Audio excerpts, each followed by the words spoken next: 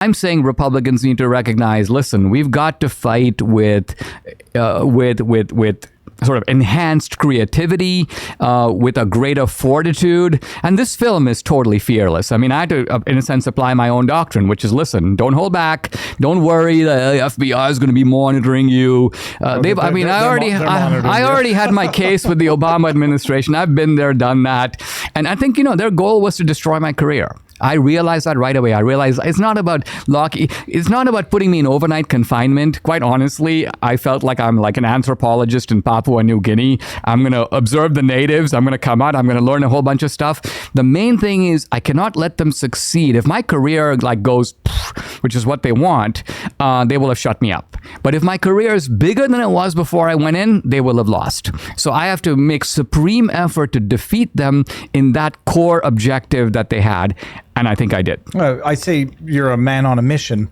And, I see Marjorie Taylor Greene tweeted out, lock them, not even, I don't even know if it was jokingly but about yesterday's protest, arrest them all, give us the footage, and let's go hog on them under the pretext of the law like they did on us.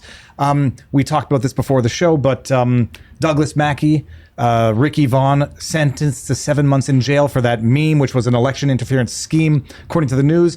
And there was someone else, Ms. Christy Wong. I don't know who she was, but I knew that someone else had done this exact same thing.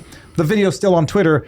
Text in your vote or go vote on November 9th. She had gone full MAGA. Well, then if they're not being prosecuted, we know the system's been weaponized, which we know. But then the question just becomes, get some people who are going to say, I'll do it. I mean, I have the jurisdiction. Let's go after some of their players. Totally. I mean, I'll give you an example closer to home myself. I was indicted, under the campaign finance laws. You gave $20,000 to a college friend of yours who's running for office, and that's above the campaign finance limit. Okay. Now, Rosie O'Donnell knowingly violated the campaign finance laws by giving, and not only giving to multiple candidates above the limit, but she spelled her name different ways and gave different addresses so that these could not be kind of coordinated by computer and all traced back to her. So there was malign intent, very obviously there.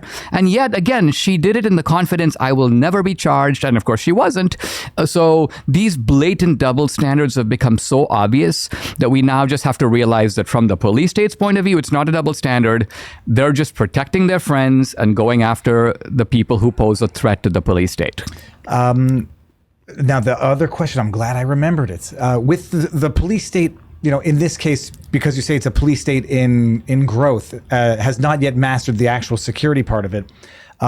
What do you make, after having prepared this documentary, of the argument that a police state doing what it's doing in terms of direction of its resources is neglecting the actual security of the state? And so you can have actual violence that occurs because of the misdirection of the resources of the intelligence community.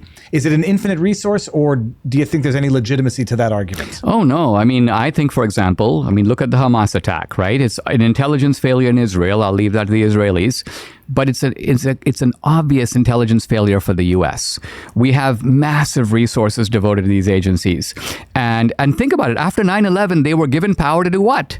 To follow these kinds of guys. But this was, Islamic radicals. These Hamas guys were essentially operating out of the same Al-Qaeda playbook that launched 9/11. In fact, that's why people made comparisons between, this is Israel's 9/11, so to speak. And so they have taken their eye off the ball, I think, very consciously. You can see the videos of Christopher Wray. He's testifying in Congress. He's like, we believe that the greatest threat we face is domestic extremism. So he's even publicly stating we are moving away from chasing down, Hamas, ISIS, Al-Qaeda guys, and we're looking for ISIS in America. And we see that, for example, in Douglas Mackey, who makes a meme, or we see that in some grandma who strolled into the Capitol for 30 minutes and didn't do anything and then walked out and was chatting, amiably with the cops while she was there.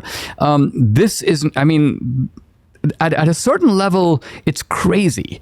But I'm doing on my podcast, I'm going through Solzhenitsyn's Gulag, and Solzhenitsyn time and time again describes the craziness that is at the heart of it.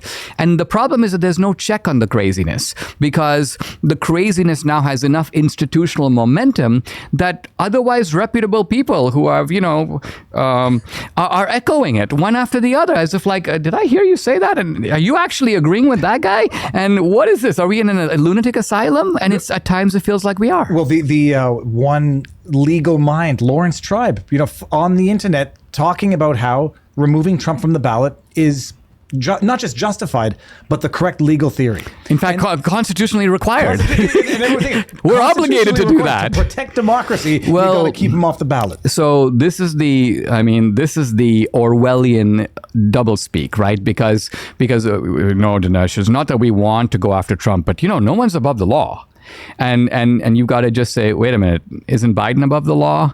Look at aren't all the people aren't the 51 intelligence officials that were openly lying about the Hunter Biden laptop, misusing their position and their power? Are they above the law? Every time I think about that, and I go back to the weaselly words that they used, it bears the earmarks of Russian disinformation. They didn't say it was Russian disinformation. They just said it looks like it would have been Russian disinformation, knowing that it wasn't.